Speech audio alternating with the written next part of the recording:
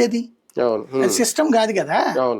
ఇక్కడ ఇంకొకటి ఏంటంటే వీళ్ళు మిస్ చేస్తున్నది వీళ్ళ ఈ అతి ప్రచారాన్ని అడ్డం పెట్టుకుని వాళ్ళు కేంద్రం దగ్గరికి న్యాయ వ్యవస్థ దగ్గరికి పోతున్నారు. ఇప్పుడు వాళ్ళు ఏం చేస్తారు, ఇదిగో వాళ్ళు గోదావరి వాడేసుకుంటున్నారు కదా, ఎంత డెల్టా తగ్గుతుందో అంత డెల్టా వాళ్ళు వాడేసుకుంటున్నారు కాబట్టి మేము పైన గోదావరి వాడుకుంటాం అంటున్నారు, కృష్ణ వాడుకుంటాం అంటున్నారు. ఇప్పుడు తెలంగాణ డ్రామా ఏంటి, గోదావరి నీళ్ళు వాళ్ళు వాడుకుంటున్నారు కాబట్టి మేము కృష్ణ నీళ్ళు వాడుకుంటాం తప్పేంటని కృష్ణా ట్రిబ్యునల్ దగ్గర అడుగుతున్నారు. అలాగే మన హక్కును వాళ్ళు లాక్కోవాలని చూస్తున్నారు.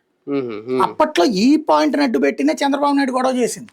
చంద్రబాబు నాయుడు అప్పుడు ఏమని గొడవ చేశారు, ఆంధ్రాకి ఇప్పుడు రాజశేఖర రెడ్డి ఒక జీవో ఇచ్చాడు, ఏమని అది తెలంగాణ వాళ్ళని సాటిస్ఫై చేయడం కోసం అని. హరీష్ రావు వీళ్ళు కోర్టులో పిటిషన్ వేశారు.